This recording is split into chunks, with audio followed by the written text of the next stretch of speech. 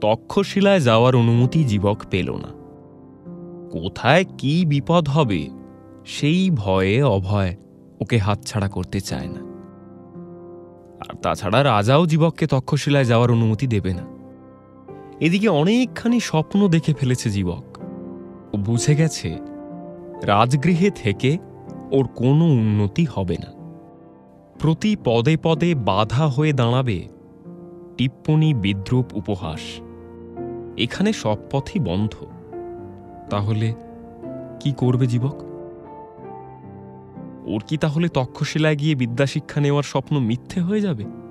এসব ভাবতে ভাবতে জীবক কখন ঘুমিয়ে পড়ে ও নিজেই টের পায় না। ঘরের প্রদীপ নেভাতে ভুলে যায়। অনেক ভোরে ঘুম ভেঙে যায় জীবকের। প্রদীপ তখনও নিভু নিভু হয়ে জ্বলছে। প্রদীপের শিখার দিকে তাকিয়ে জীবক ভাবে এখনো আশা আছে। ঘুম ভাঙতেই আবার সেই একই চিন্তা ভর করে জীবকের মাথায়। সূর্য ওঠেনি এখনো। উষাকালের ঝাপসা আলোয় জীবক বেরিয়ে পড়ে অভয় ভবন থেকে। ইতস্তত ঘুরতে ঘুরতে ও এক উদ্যানের সামনে এসে দাঁড়ায়। এটি রাজগৃহের সবথেকে বড় এবং বিখ্যাত উদ্যান। এর নাম বেনুবন। এখানে নগরের বড় বড় সভা হয়। অতিথিশালা আছে উদ্যানের মধ্যেই। সেখানে দূর দেশের মানুষরা এসে বিশ্রাম নেয়, বিশেষ করে বণিকের দল। তারা এক দেশ থেকে আরেক দেশে মালপত্র নিয়ে বাণিজ্য করতে যায়। যাওয়া আসার পথে বেনুবনে তাদের রথ শকট রাখে, রাত্রি কাটায়। জীবক দেখে এত ভোরেও অতিথিশালা বেশ জমজমাট। অনেক লোক, কথাবার্তা শোনা যাচ্ছে। মনে হচ্ছে কোনো বণিকের দল গত কয়েকদিন এখানে বিশ্রাম নেওয়ার পর আজ ভোরে বেরোনোর প্রস্তুতি নিচ্ছে। বাইরে কয়েকশো ষাঁড়ে টানা গাড়ি দাঁড়িয়ে আছে, এগুলো মালপত্র নিয়ে যাওয়ার জন্য। আর রয়েছে কয়েকটা ঘোড়ায় টানা রথ। এ অনেক বড় দল। জীবক অতিথিশালার কাছে গিয়ে একটা বড় গাছের আড়ালে লুকিয়ে পড়ে। শোনার চেষ্টা করে ভিতরে কি কথাবার্তা হচ্ছে। অতিথিদের কথা শুনে জীবক বুঝতে পারে এরা পূর্ব দিকের অঙ্গ রাজ্যের বণিক।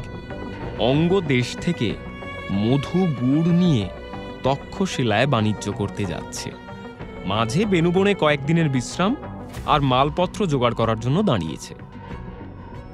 অতিথিশালা থেকে দূরে সরে যায় জীবক। একটা বড় পুকুরের ধারে গিয়ে দাঁড়ায়। পুকুরের পাড়ে বসার জন্য অনেকগুলো পাথর ফেলে রাখা আছে। তার একটার উপরও বসে। মনের মধ্যে দ্বন্দ্ব সংঘাত চলছে। সিদ্ধান্তে আসার জন্য অস্থির হয়ে উঠেছে জীবক। সূর্য উঠে গেছে এর মধ্যেই। সরোবরের জল কাঁচের মতো স্বচ্ছ।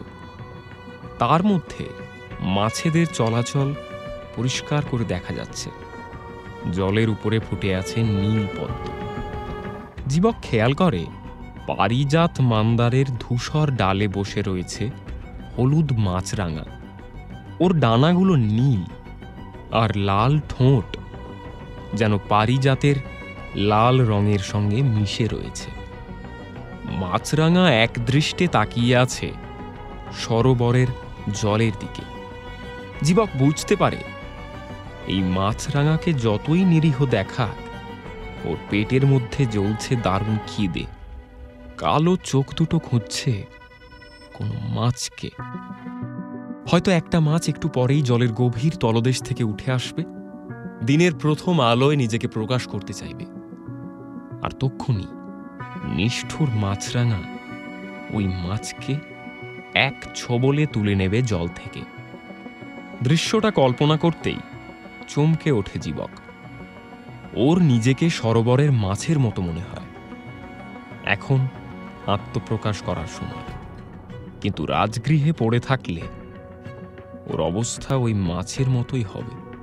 সুন্দর গায়ের রং, নীল ডানার মতো উত্তরীয় পরা, লালচে ঠোঁটের রাজপুরুষরা মাছরাঙার মতো জীবকের ভবিষ্যতের সব সম্ভাবনা গিলে খাবে। সরোবরের ধার থেকে উঠে পড়ে যুবক। ও সিদ্ধান্ত নিয়ে ফেলেছে, আর সময় নেই, এখনই পরিকল্পনা অনুযায়ী কাজ করতে হবে। গুড় আর মধুভর্তি গাড়িগুলো সারি দিয়ে দাঁড়িয়ে আছে, ষাঁড় জুড়ে দেওয়া হয়েছে গাড়ির সঙ্গে। ওদিকে রথের সঙ্গে বেঁধে ফেলা হয়েছে ঘোড়া। অতিথিশালায় তোড়জোড় শুরু হয়ে গেছে। এক্ষুনি বেরিয়ে পড়বে বণিকের দল। আর সময় নষ্ট করতে চাইছে না যুবক।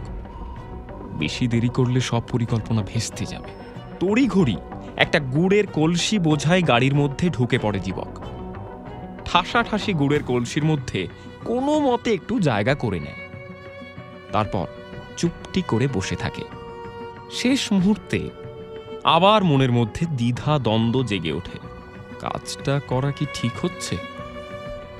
বারবার মনে পড়ছে পিতা অভয়ের কথা। অভয়ের জন্য কষ্ট হচ্ছে যুবকের। পিতা সত্যিই ওকে নিঃস্বার্থভাবে ভালোবাসে। অভয়ের অকৃত্রিম ভালোবাসা আর দয়া না পেলে যুবক পৃথিবীর আলোই দেখতে পেত না। এই প্রথম যুবক পিতার অবাধ্য হচ্ছে। অনুশোচনা ওকে কুরে কুরে খাচ্ছে। কিন্তু এ পথ বেছে নেওয়া ছাড়া আর কি বা উপায় আছে? আর কষ্ট হচ্ছে উদুম্বরিকার জন্য। সবাই বলে যুবকের মা নেই, কিন্তু যুবক জানে উদুম্বরিকা ওর নিজের মায়ের থেকেও বেশি কিছু। উদুম্বরিকার স্তন পান করেই তো বড় হয়েছে যুবক। কোলে পিঠে করে মানুষ করেছে ওকে। আজও যুবকের সব ভালো মন্দ, সুবিধে অসুবিধে উদুম্বরিকাই সব থেকে বেশি ভালো বোঝে। কে বলেছে যুবকের মা নেই? যুবকের মা আছে। উদুম্বরিকায় ওর মা। আর আজ সেই মাকেই ছেড়ে চলে যেতে হচ্ছে অনেক দূরে, অনেক বছরের জন্য। বুকের ভিতরটা হু হু করে ওঠে যুবকের। চোখ দিয়ে অবিরাম জল পড়তে থাকে। ঠিক তক্ষুনি গাড়িটা নড়ে ওঠে। যুবকের ঘোর কেটে যায়। ও বুঝতে পারে গুড়ের গাড়ি চলতে শুরু করেছে। কিছুক্ষণ যুবক চুপ করে বসে থাকে। প্রিয়জন, বন্ধু বান্ধব আর প্রিয় নগরী রাজগৃহ ছেড়েও চলে যাচ্ছে। মনটা ভারী হয়ে ওঠে। বাস্তব পরিস্থিতি নিজেকে বোঝানোর চেষ্টা করছে যুবক।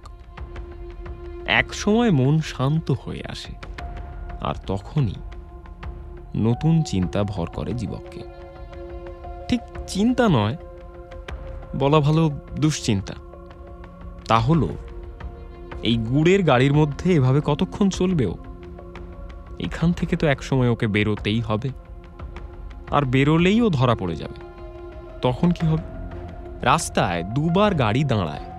নিশ্চয়ই বণিক আর তাদের দাসরা খাওয়া দাওয়ার জন্য একটু বিরতি নিচ্ছে। তাছাড়া দীর্ঘ পথে ষাঁড় এবং ঘোড়াগুলোকে মাঝে মধ্যে বিশ্রাম দিতে হয়, জল খাওয়াতে হয়। বদ্ধ গাড়ির মধ্যে যুবকের দম আটকে আসে।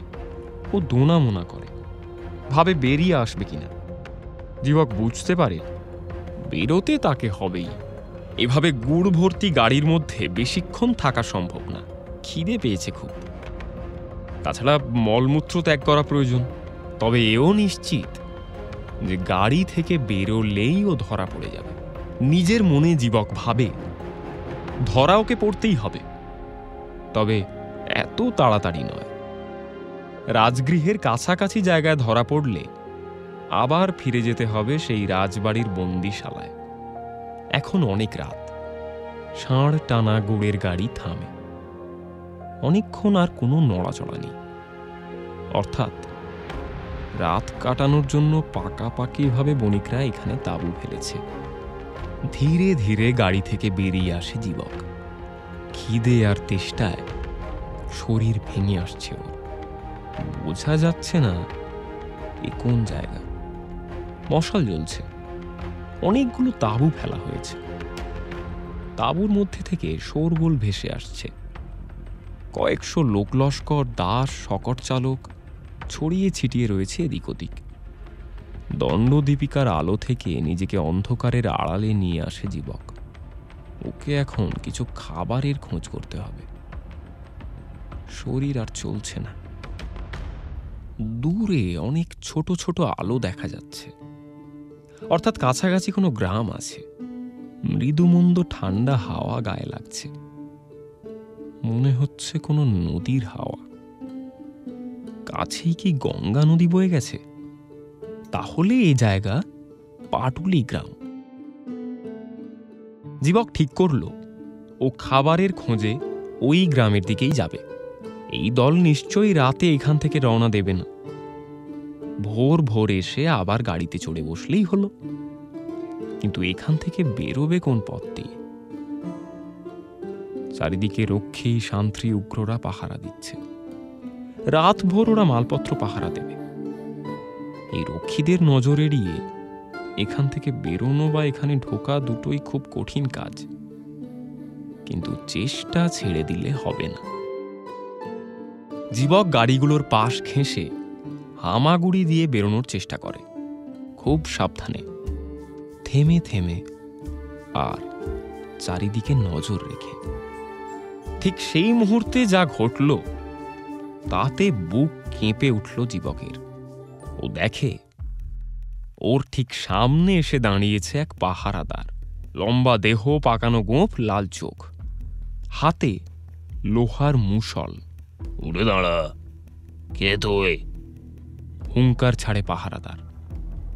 জীবক আস্তে আস্তে উঠে দাঁড়ায়। ওর পা দুটো টলছে। এখন এই রক্ষী যদি ওকে চোর ভাবে আর পেটের মধ্যে মুষল ঢুকিয়ে দেয়, তাহলে এখনই ভবলীলা শেষ।